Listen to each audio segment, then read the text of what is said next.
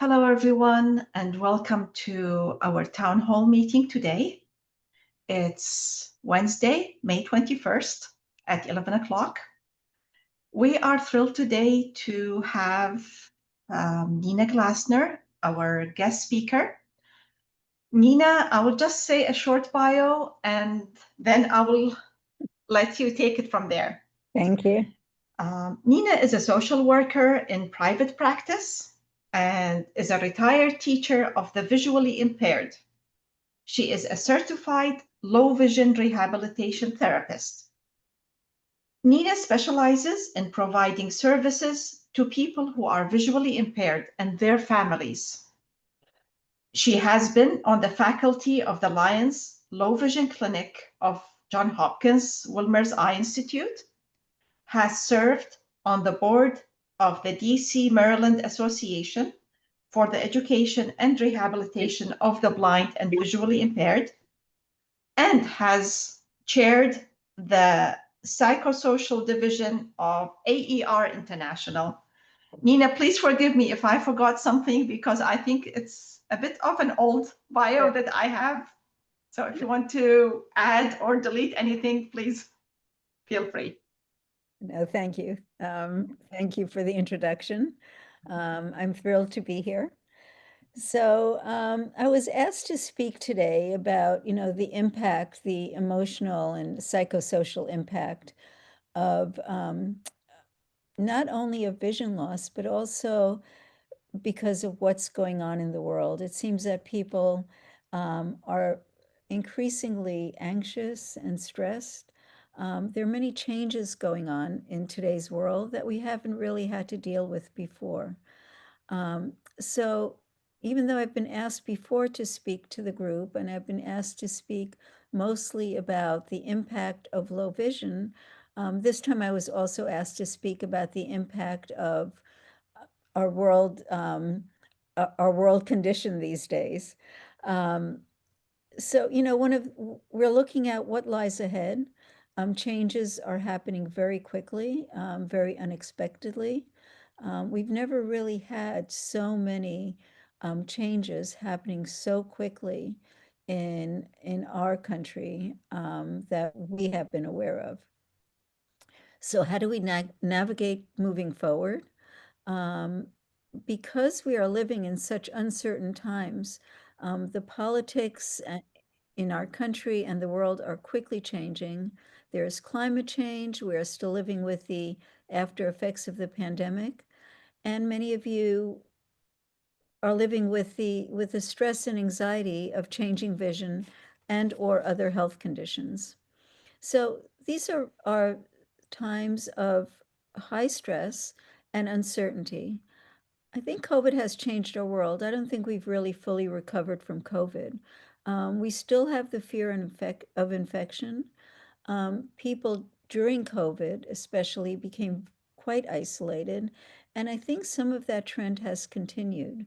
We kind of got into some routines and lost some of our old habits. And many people are just much more isolated than they were before COVID. There's still a level of social and physical distancing. Some of that is due to technology, but I personally believe that some of it is still the after effects of COVID. Many of us are working remotely, so we don't have the chance to interact with people on a personal level. And Zoom has become, very matter of fact. As you can tell, we do much of our interaction through Zoom or through technology. So even though we're connected, we don't have that personal touch. We're also dealing with a lot of climate change. We're noticing a lot more extremes in climate. There are more fires, there are more hurricanes, there are more very hot temperatures. So we're dealing with, again, something that we really haven't had to deal with to this level before. Um, there are the extremes in weather patterns, there's drought, there's flooding. We're also being affected by some lack of food supply, be it the avian flu or be it for other reasons. There are times when we just can't get the food or the amount of food that we've been used to in the past. There's a lot of political uncertainty in the US and in the world. Again, like I said before, changes have never happened in our country quite as quickly as they are happening now. There's also a lot of uncertainty. We don't know what will happen tomorrow.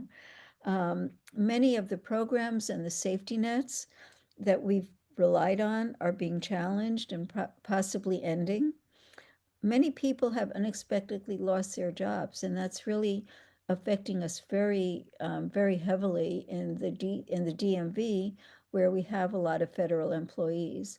So you yourself may not have, been on the line for losing a job, but you may know other people. There may be family members, there may be friends, there may be family.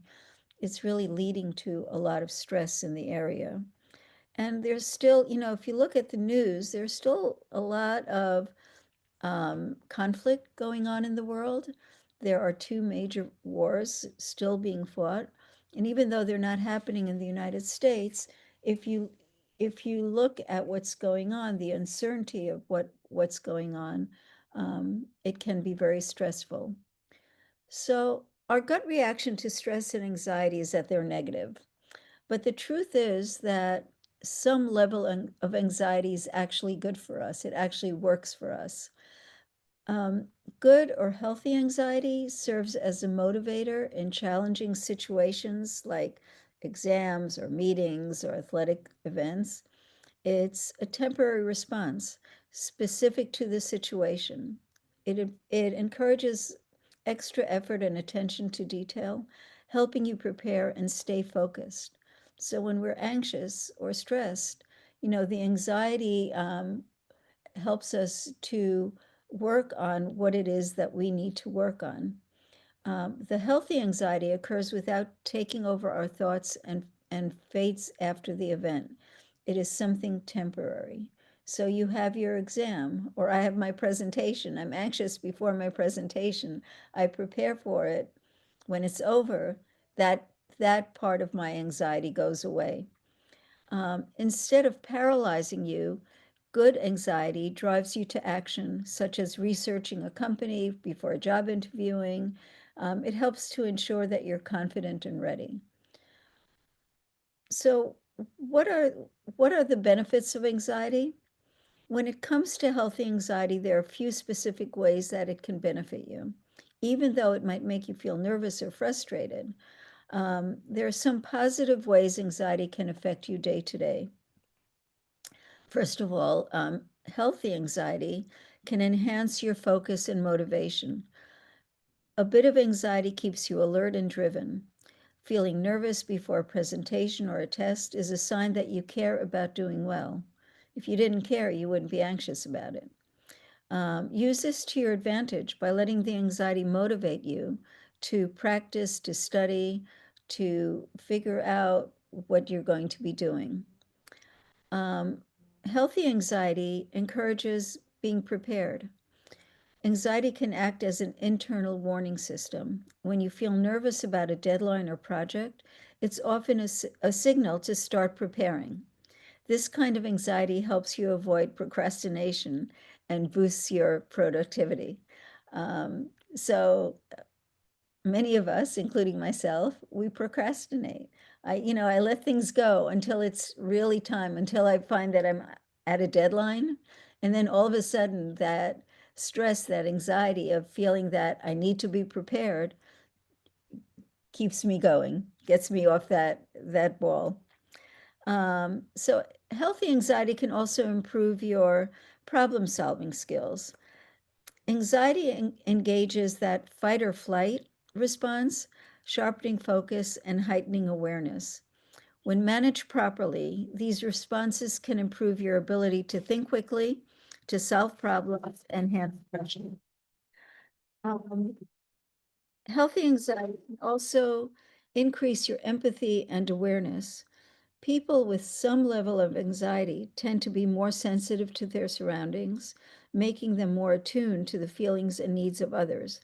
This increased empathy can improve relationships and communication. Healthy anxiety can boost resilience over time. Learning to manage anxiety in healthy ways builds emotional strength. By facing and handling anxiety producing situation, by facing and handling anxiety producing situations, you grow more resilient and can deal better with future challenges. You learn from what you've done in the past.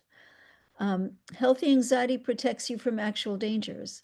Anxiety helps us keep alert to potential threats, protecting us from harmful situations. It's anxiety that reminds us to lock our doors, avoid risky behavior, and to stay safe in unfamiliar places. Healthy anxiety fuels personal growth. Anxiety can push you out of your comfort zone, motivating you to learn new skills or take on challenges.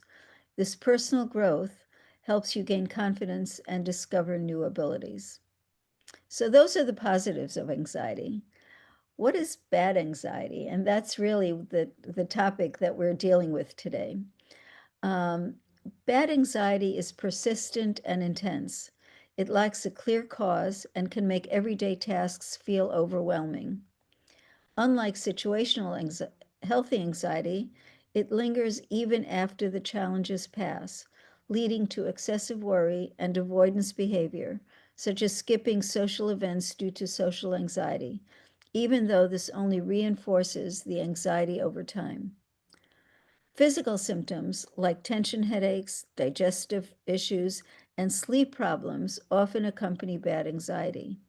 Feeling constantly on edge and exhausted are also signs that your anxiety is becoming unmanageable. When you identify unhelpful anxiety being present, and when it's present more often than not in your life, it might be a signal that you need some extra support or strategies to calm down and reset. So before we get into those, what reinforces anxiety? What are the things that make anxiety worse? So studies show that the thing that the major cause of reinforced anxiety is lack of sleep. When we don't sleep well, when we don't get enough sleep, we don't have energy. Our thinking process doesn't is affected. We become kind of blurry. So lack of sleep is something that you need to try to avoid. There are also findings that screen time reinforces anxiety. You know, we spend a lot of time these days on the screen. We get a lot of information. We may be listening to the news. We may be what they call rabbit holes, going down looking for more and more information. Um, but spending that much time on the screen, rather than being with people, rather than personal interaction, has shown to increase our anxiety levels. Um, Poor eating habits. When we don't have the proper nutrition, when we're not supporting our well-being, our physical well-being, that leads to anxiety as well. Social isolation, when we don't interact with people, when we stay by ourselves, when we don't have that social support, when we have the opportunity to kind of talk to yourself, to self-talk. It's hard to get out of some negative thoughts. So being socially isolated also reinforces anxiety. So now let's see how do we find hope? How do we find hope when we're anxious and when we're stressed? First, believe in yourself. Know that you're a good person. Know that you can do things. Have confidence in yourself. Be kind to yourself. Don't keep on beating up on yourself. Know what the good things are about yourself and appreciate those things. Um, Acknowledge your personal strengths. We all have strengths and weaknesses. And we often, when we're anxious, when we're stressed, we tend to look at our weaknesses. We tend to look at the things that we're not so good at, or the things that we don't like about ourselves. But it's really important to look at the good things about yourself as well. What are you good at? How have you, what are the things that you've added to other people's lives? What are the things that you've done for yourself that make you feel good? Um, if you need, find support groups, just like this one. You learn from each other. You learn to depend on each other. You learn to find other people that you could be with who understand you and who can help you. Connect with family and friends. That goes back to the social isolation. Family and friends are there for you, and you're there for them. If you need, you can consider therapy. Talk therapy, different kinds of therapy can be very helpful. My background is in social work. Besides having been a teacher, I'm also a social worker, and much of what I do is talk therapy, where we look at, what's going on in your life. Why is it bothering you? What is it? What are some coping skills that might be helpful? We look at problem solving. What could make your life better and more livable? Another thing that's really important in stressful times is doing some form of exercise. Exercise is not only good for your body, but it's good for your mind as well. So it's really important to find something, some form of exercise that is doable for you. You may not be a weightlifter, or you may not be a marathon runner, but maybe something like walking the halls of your building, gardening. Gardening has been found to be a really good form of exercise. Anything that speaks to you and that you will actually do is the exercise that you want to look at. The other thing that helps people in find hope in stressful times is being an advocate. When you feel like you're doing something, when you feel like you're doing something for yourself and others, that helps that helps ease the anxiety and also the stress. So being an advocate, being an advocate for um, political causes, being an advocate for social causes, being an advocate for um, people with disabilities. Um, if you feel like you're doing something, if you're involved um, in working with a group of other people or by yourself, being an advocate is something that really helps people feel better. What are the things around you that you can look at that might help you feel better? Look at family celebrations. It may be holidays, it may be birthday parties. This time of year, there are a lot of graduations, there may be weddings or anniversaries, or just a family gathering. But, if you have family, if you have friends where you gather for celebrations, that's usually a pick me up. Find social activities to participate in. If you're living in a retirement community, are there things going on in your building that you might enjoy, that might be new for you, that other people are going to? Those are the kinds of things that can kind of get you out of your funk. Um, so sometimes the world around us isn't so safe, but having a place at home, making your home feel comfortable and feel safe is really important in helping you find some serenity and in helping you find some peace.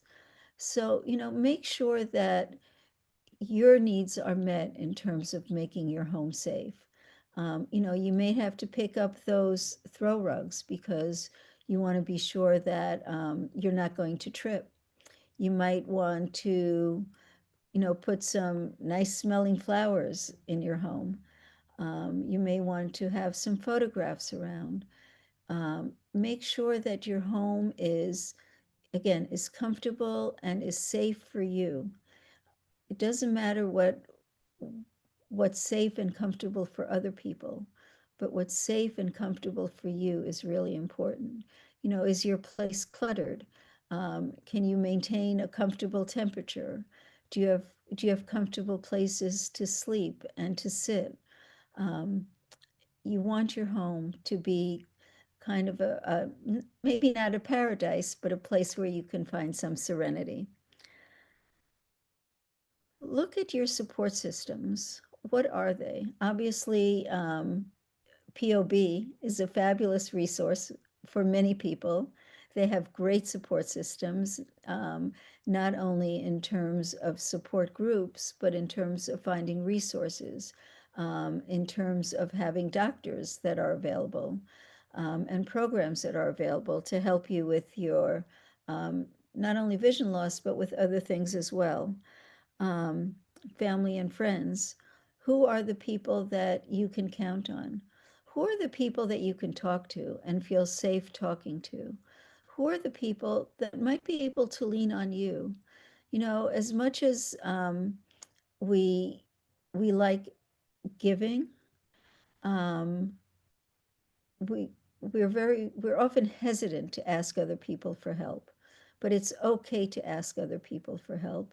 It's also good to have other people who rely on you. You know, we feel good when we feel like we're giving to other people. We feel good very often when we're asked for help if it's a task that you can do.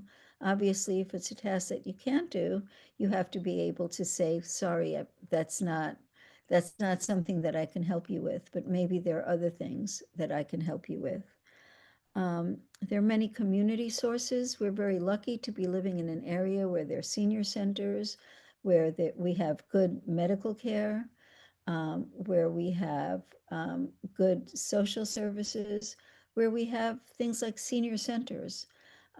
So there are a lot of community resources that we can rely on here in our area. If you're a person of faith, if you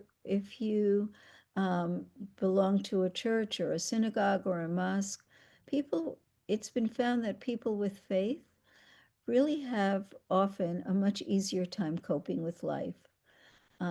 It may be because they have a faith leader that they can rely on. It may be that they've got a faith group that affords places of worship where there are social activities, where there may be some social support activities.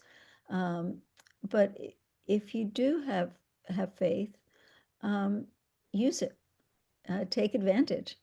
You're very lucky to have that faith. Research again has found that people of faith often have a much easier time coping with life than people without faith. Don't forget your medical and mental health providers. Keep up with your medical conditions. Be compliant with what your doctor tells you to do, with the medication that you need to take, with tests that you might need to take. Keep up with your dental work. If your teeth and mouth are healthy, you often feel better. You can eat, you can eat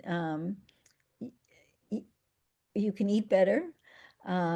You can, you may not be in pain from toothaches. Make sure that going to the dentist is something of priority. We find that many people who don't have good dental care are not eating properly, might feel embarrassed with how they look if they've lost some teeth. Um, and just may not feel as good. So make sure that you keep up with your dental health as well as the other, parts of your medical and mental health conditions. So when I talk about mental health, I mean, I'm talking about our moods. I'm talking about how do we feel? Um, are we anxious? Are we at a complacent place? Are we are we comfortable with ourselves and with other people? So again, in planning for your mental health, connect with family and friends. Find a sense of purpose. Many of us, especially as we get older, we find that we may be retired. Our kids are up and out of the house. It is hard for us to do certain things. We can't always do the things that we were used to doing. But we all need a reason to get up in the morning. What is your reason for getting up? Is it to have a cup of coffee? Is it because you've been used to getting up all these years and you feel like it's time to get up? Is it that you have some volunteer work to go to? Is it that you have a phone call to make? Is it that you have a doctor's appointment? Or is it that you have plans to go out for lunch? Or is it that you're still working? We all need a sense of purpose. So there was a cartoon with a grandfather in it, and the grandfather was saying, "Ugh, I'm old. Nobody needs me. I'm not working. I'm useless." And his wife said to him, "Well, who's around to spoil our grandchildren?" So maybe a very different sense of purpose than what you're used to. Volunteer work, whether it be making phone calls to other people, um, be it with for social reasons, political reasons, or do you like to volunteer and just visit people? Whatever volunteer activities you can find is really useful. So my mother, who was quite disabled and had trouble getting out of the house, so her sense of her purpose, part of why she got up in the morning is she had a list of people that she called on a daily or weekly basis, people who were shut-ins, people who couldn't get out of the house either. And that was her sense of purpose. So she kind of refigured out what she could do to make herself feel better. What are some relievers? Yoga, meditation, taking a break from technology, and exercise, as I said before, are all very good stress relievers. Learning how to take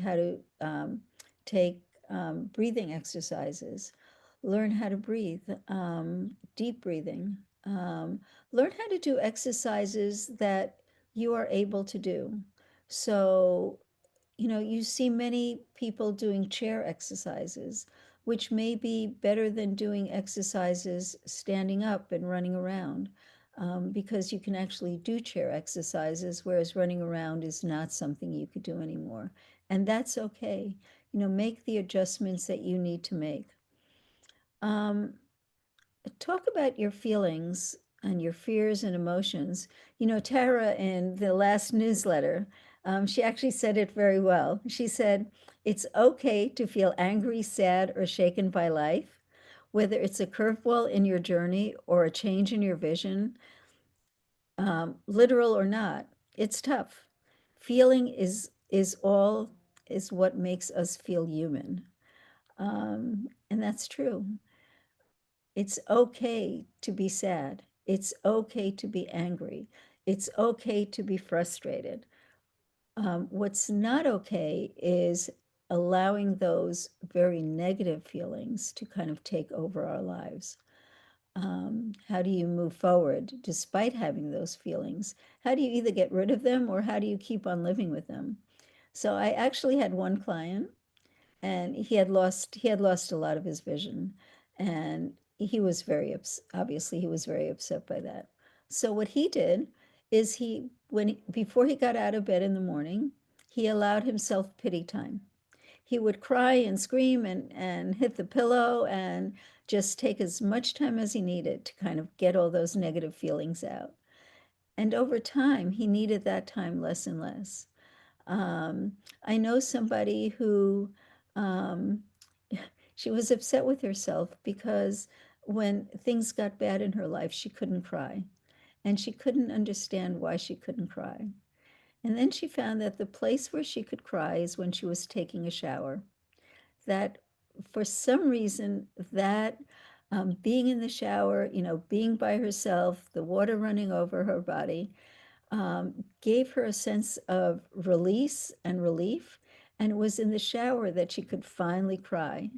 Um, and it just made her feel better. And that was her way of kind of grieving and physically being sad and showing her feelings. Um, so the other thing is, it's really important to know when to ask for help. No man is an island. All of us need different things. We need different tools in our toolbox. We need different forms of help, both to receive and to give. Um, we can't do it all ourselves. We may need, you know, I often need help opening up a can of something or a bottle of something, and it's okay for me to ask for that. Um, when you're visually impaired, people often assume that you need help. People often assume that you can't cross the street by yourself. People assume that you can't um, function and maintain a household. And it's not that people are being mean or disrespectful. They just actually don't know. So it's really important to let other people, to let your loved ones, to let your friends, to let your community know what it is that you can and can't do, and be realistic. Going through a buffet line might be hard for some people. It's okay to ask somebody to help you go through that line. It's okay if it's hard to cut your meat, to ask the waiter to do that for you. But it's not okay for somebody to say, here, give that to me, let me do that for you without asking your permission. And if you could really use their help, let them know how you can use it. If you don't need their help, decline politely. No, thanks, I can do that myself, but thank you for offering. So it's really important to know how to say, please help me, and how to also say, no, thank you, I can do that by myself. Um, allow yourself, allow yourself some downtime. It's okay to sit and do nothing. Again, not if that overtakes your life, but it's okay to relax. What are ways that you can relax? Maybe listening to music, um, maybe watching something on TV, maybe calling a friend or a family member. Or if you just want to sit and do nothing, it's okay. It's okay to take time to take a break, to take a rest, to listen to your books, to take a walk. It's okay to do all of those things because in the long run, those things will help you. Some people find journaling is really helpful. Write down your feelings, dictate them, keep them somehow. Um, I'm a big advocate of keeping a gratitude list. Um, a gratitude list allows you to kind of look for the good things in your life. They may be little things, they may be big things. Um, so a gratitude list can be, making a list of 5 things that you found were good in your life that day. It might be as simple as, well, I woke up and nothing hurt me today, or I woke up and the sun was shining. It may be something like, well, my best friend from Florida called me and we got a chance to chat. It may be something deeper than that. It may be that you got a good report from your doctor. Um, it may be that whatever you had for breakfast tasted really good that day.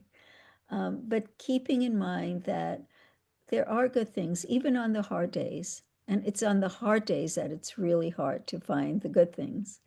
But it can really change your attitude about life. Journaling, writing down your feelings, be they negative or positive, can help release some of those thoughts. It also may be a way to look back on, what your week was like last week. Is this week better? Is this day better than last week's was? So journaling is really a nice form of kind of letting go and being able to process what you're going through.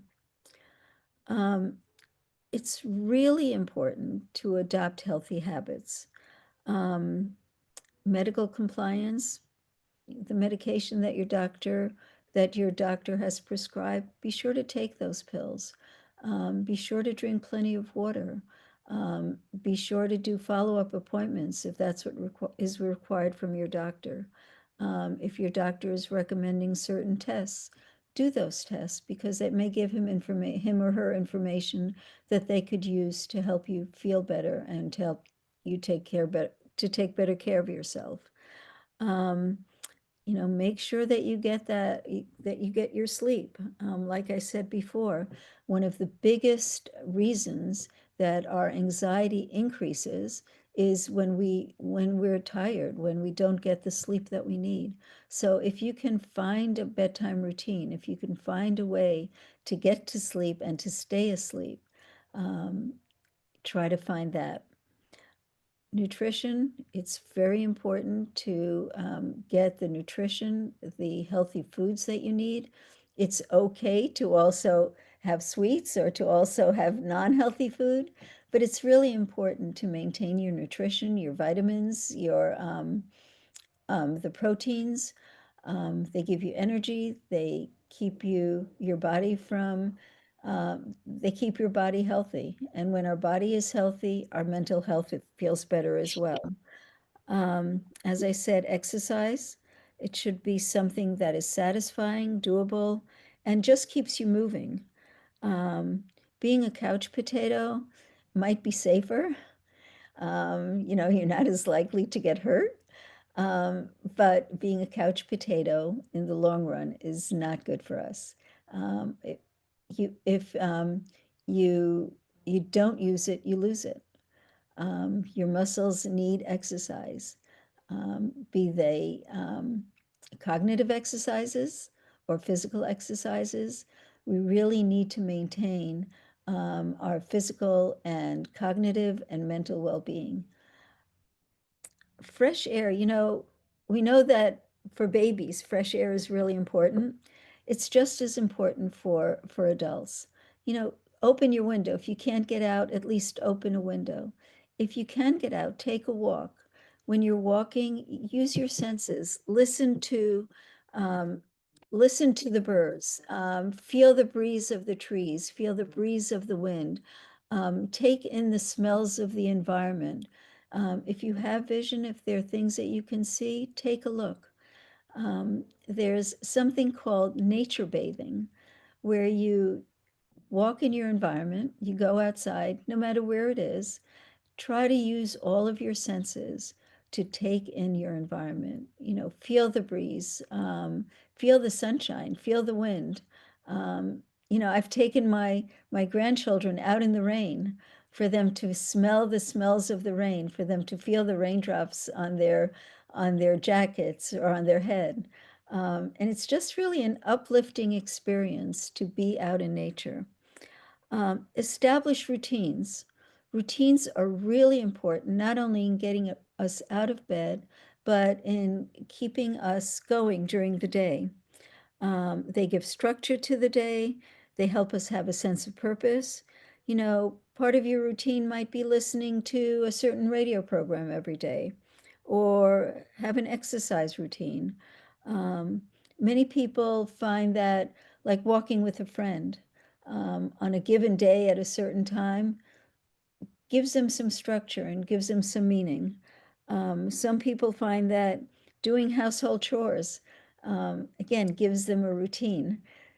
You know, in the days when we didn't have as many of the conveniences we have now, and this is again a stereotype, but it really helped the people who followed the routines. One day was wash day, and one day was dusting day, and one day was cooking day.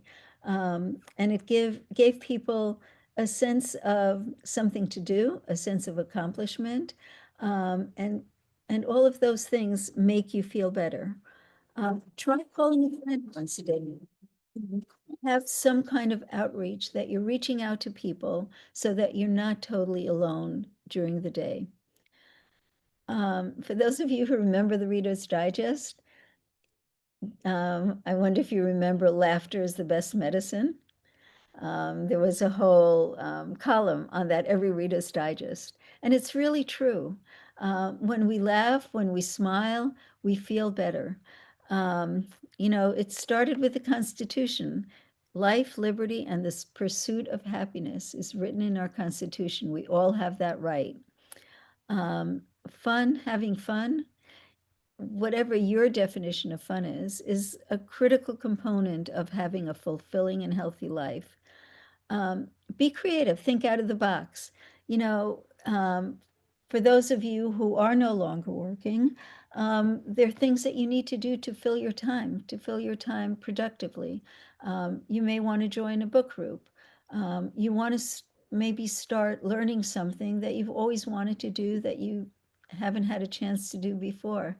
Um, I I have a friend who's now 102. When she was 100 years old, she was relatively healthy most of her life. But when she was 100 years old, she started declining and she moved into an assisted living facility. But she said to her family, you know, I still need to challenge myself. I don't want to just fritter away. So her family bought her a piano at age 100. She had never played the piano before, and she started taking piano lessons. And that is her way of staying engaged, not only with other people, but keeping her mind going and keeping her some of her dexterity. It's never too old to learn. What I saw again, in the POB newsletter this time was that you, that POB was organizing a bird watching event. I had never thought of bird watching as something for people with visual impairments to do. Um, but there's a way of doing it that does speak to people. It's something that you might never have thought of before either. But, you know, maybe give it a chance, maybe give it a try. I had one client, and th this really surprised me. He's a beekeeper. He has a vision problem, um, but his bees are his pets. He has to take care of them. It gives him a sense of purpose. It gives him a sense of connection. He's very involved with the beekeeping community. Um, I'd never thought of bees as a pet, but he finds solace in taking care of them, in having them around, you know, and hearing their buzzing. Um, think outside the box. Think of things that you may have wanted to do that you hadn't had the chance to before, or that you hadn't thought about doing before, and see if you can challenge yourself to maybe try it. I'm sorry, Nina, but we have few comments in the chat and just wanted to leave some time for people to ask questions. Okay. If you want to wrap up or Yeah, let me wrap up really fast. okay. Okay. Take a break from responsibility. It's okay to leave the dishes, you know, do them at night rather than the morning. Be in the present. Don't always think about the past. Don't always think about the future. Appreciate the present for right now. And again, prioritize fun. So, just in conclusion, accept your limitations, adapt to your situation, and remember the serenity prayer. May I have the serenity of mind to accept that which cannot be changed, the courage to change that which can be changed, and the wisdom to know the one from the other. So Thank you. Thank you, Nina. Can you see the chat or shall I read it? Open it up. Okay. Okay. So I'm hoping to hear, that's where we start from. Okay. From Do you want me to read the if you, and if you can answer the Okay, so one question in the chat is there a useful way for a sighted person to reach out to a stranger in a public place, or should that be avoided? Um, so, you know, I think for a sighted person, it's okay to ask if somebody needs help, but I don't think a sighted person should assume that somebody needs help. People with a vision impairment are not helpless, are not hopeless. They're competent, but they may need help in certain respects, and it's okay to ask, but don't assume. Um, so ask in a polite way, and be okay with somebody saying thanks, but no thanks. Does that answer the question? That was from Jenna. Um, Then the next question, my mom always wore a great big watch with big numbers that were easy to read from afar. When she needed to connect with a stranger, she held her arm out to people and asked, "Can you tell me the time?" That was her door opener. It often allowed a follow-up conversation.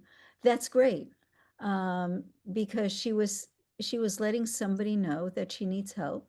She was asking politely, and you know, I hope she was open to having somebody ask her questions, why the large print watch? Why is it that you can't see it? Um, and being willing to answer questions for other people. Part of part of the challenge of of having a visual impairment is that it's often not obvious. When you have a broken leg, somebody can tell. You're limping, you have a cast on, you're using crutches. But many people with a vision problem, it's not obvious. I can't tell by looking at you that you have a vision problem. So other people looking at you may not understand. They don't understand, why is it that you can't see that watch? So part of the challenge for people with visual impairments is often educating others, helping them understand what it is that you can and can't see. It's important to let your loved ones know what you can and can't do. So, I often get people saying to me, my husband doesn't understand. I can see the food on my plate, but I can see that I dropped some food on the floor. Or I can see, um, I can see the print. There are days when I can read, there are days when I can't read. There are days when I just don't see as well as others, and my husband just doesn't understand that. It really is important for you to help other people understand. It's often good for your loved one or a friend or a partner to come with you to doctor's appointments, because often the doctor can explain to the person accompanying you, what is going on. Um, so if there are ways that you can explain to others what you can and can't see, what you are or are not feeling, it's really important to keep that line of communication open. Any questions or comments from those who are on the call or on the Zoom? You can unmute yourself. Good morning. This is Sarita. I really appreciate this topic of discussion. It's great that we're having this conversation because many people don't realize that I have a vision problem and then look at me and they think I'm normal. I am normal, but they don't realize that I have a vision issue. So I really appreciate this topic of conversation. Thank you. Thank you. Thank you, Sarita. Hello. Hello, Ashley. Hi, Nina. I guess thanks for presenting. You can hear me good? Yes. Hopefully see well as well. I think I have enough light here. So hi. Yeah, I firstly a quick comment is yeah, I like how you touched on the fact, Nina, that even those too close to us don't understand. Like you gave the example of a husband not understanding. But and that's so true. Like for me, I have low vision and it kind of changed after I had an unexpected brain injury, but I still have some usable vision. Um anyway, and like central vision, but yeah, they don't get that like some days you can see better than others, and for me it's mainly because of my nystagmus, because if my eye, if I have like a flare up and they're shaking a lot, I can't focus. But that doesn't always happen anyway. So that's one reason of many why, there's different days of clarity. But anyway, I was just wondering, two things. I find, since I find music, um, a sense of usually like classical music or other calming music, a relaxation.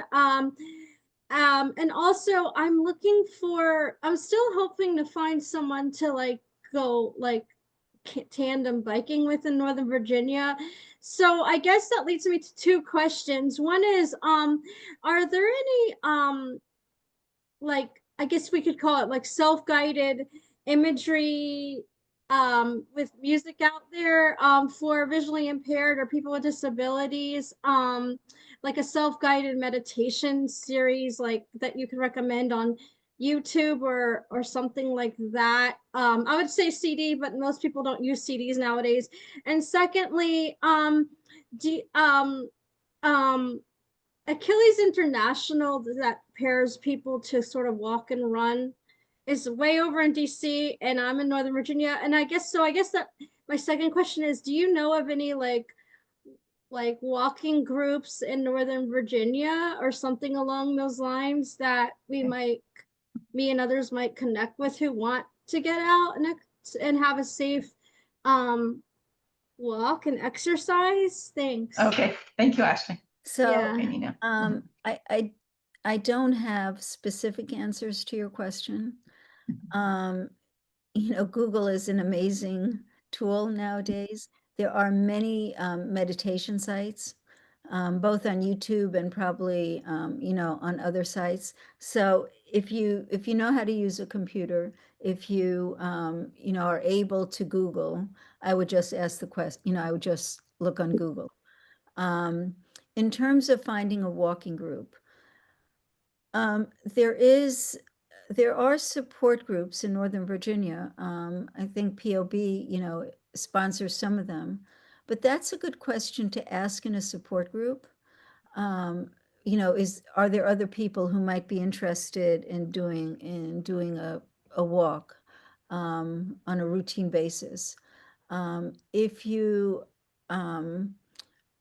If you're connected to another organization, if you're connected to a church or another faith-based organization, they sometimes organize things like that.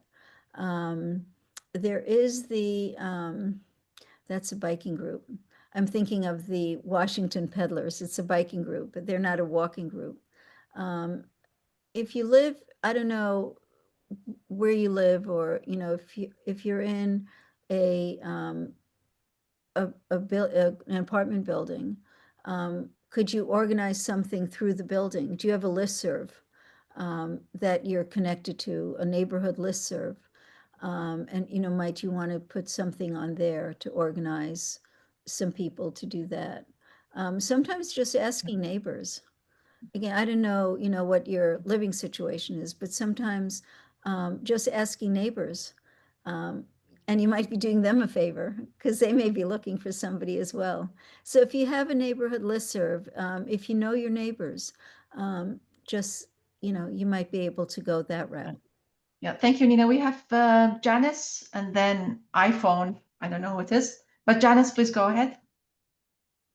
I wanted to let Ashley know that the Washington metropolitan area blind athletes, they do tandem bike rides in Washington and Northern Virginia, along with you know, walking and hiking and yoga and all kinds of outdoor activities. So I can forward Tara one of the emails that and you know, you can join the listserv if you like.